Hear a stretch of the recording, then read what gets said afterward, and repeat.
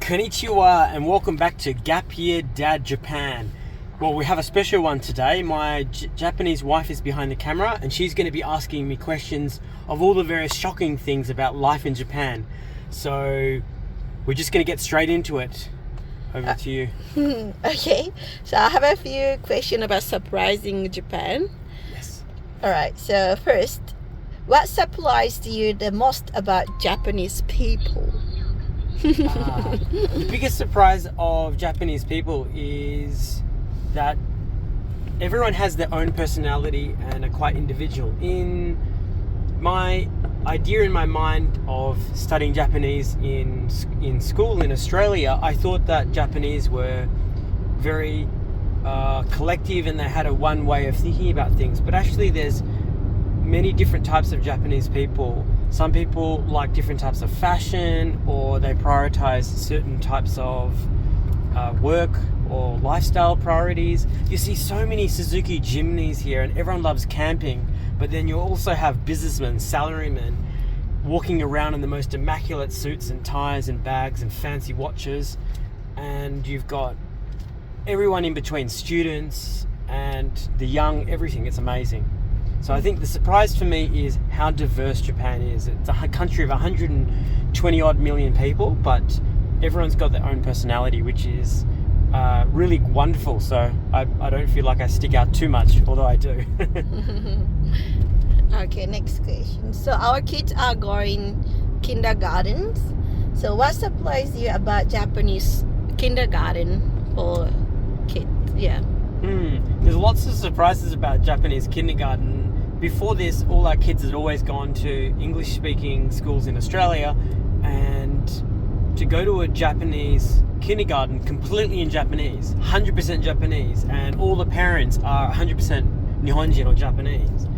The thing that surprised me is how orderly it is, and also how well trained the teachers are. So in Japan, as compared to Australia, you have to spend many years training to become a kindergarten teacher, and so you have to learn a musical instrument, and so there's a lot more focus on I guess learning, but equally as well play. And I think probably many foreigners like me have got an impression of Japan as a very hardworking, academically minded country, and it is, but I think in recent decades Japan has become a lot more conscious of the importance of outdoor play and the seasons. And because Japan has got 4 beautiful seasons, spring, summer, autumn and winter, each season is celebrated separately. And so, for example, the school that our kids go to, they might celebrate recently a spring season for the cherry blossoms, and that was incredible. So they'd make cherry blossom art, and they'd have cherry blossom food, cooking class, and I just love the seasons. And that's something that again is less celebrated in Australia and probably in other Western countries. True. Okay, so I would like to ask you about what makes you surprised about something, cost of living in Japan. What was the cheaper than you expected, and what was more expensive than what you expected? Good question. So what I think is cheaper than what I expected is certainly kindergarten. The Japanese government is really supporting people to have children, and so kindergarten is really low cost. Normally the most many families will pay is around $100 or $200, which is incredibly affordable. In Australia, for example, kindergarten or childcare could easily cost $500 to $1,000 a week if you have, say, 2 children in care. There are subsidies in Australia as well, support, but I think that in America, and I've read in other countries like England and parts of Europe, it's also quite expensive. But in Japan, childcare or nursery school, kindergarten, it appears to be a lot more universal coverage by the government in Japan, so it makes it a lot easier. I hope the audience can see me at home. We're going through a tunnel. I thought it's dark. In Japan, there's lots of mountains. And you're wearing sunglasses. So I'm wearing sunglasses in a tunnel, so it's pretty easy to spot the foreigner here in North Japan. But yeah, I think that's probably what surprised me on the cheap side. The thing that surprised me on the expensive side is probably fruit. Fruit is really expensive in Japan. The quality and the taste is incredible. So we've just gone through an amazing strawberry season, which is coming off sort of January, February period, March, and that was absolutely delicious. You get these beautiful sweet cherry strawberries, should I say, and they're all locally grown, and so I think it's hard to get a bad strawberry in Japan, and most fruits are delicious. Although I was surprised that there's lots of Australian grapes and even New Zealand kiwi fruit, so you can get a wide range of fruits are available, but just the price will be a little bit higher than in Australia for sure. That's probably a big surprise. That's been a bit more expensive. Yeah, maybe can we have one more question? Yes, please. We can have another question. What's something Japan does much better than Australia? One thing that Japan does a lot better than Australia is infrastructure, and so the quality of the roads that we're driving on now is just incredible. Despite the fact that this is a country that is prone to earthquakes and other natural disasters, the quality of the roads are amazing.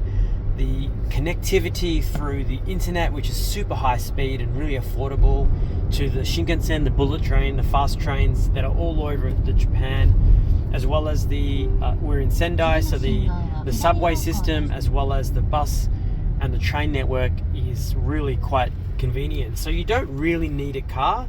We have a car because we have 4 children, so it's quite easier for us, but it's certainly possible to live in Japan quite comfortably and never own a car or drive a car.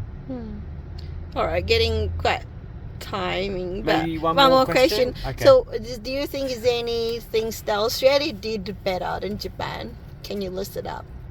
Something or not? Something that Australia does better.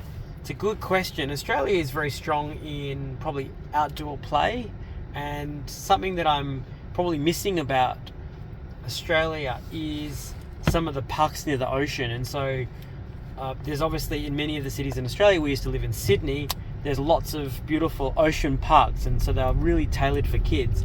And there seems to be some in Japan, but because there are a lot more tsunamis and other natural disasters, there seems to be less parks right on the ocean. But maybe I just haven't found them yet. If you know of any good ocean parks in Tohoku, Miyagi, or other parts of Japan, I'm curious to find out. Leave a comment down below. Especially swimming. Swimming, yeah. We love swimming. We love swimming, and the kids love swimming.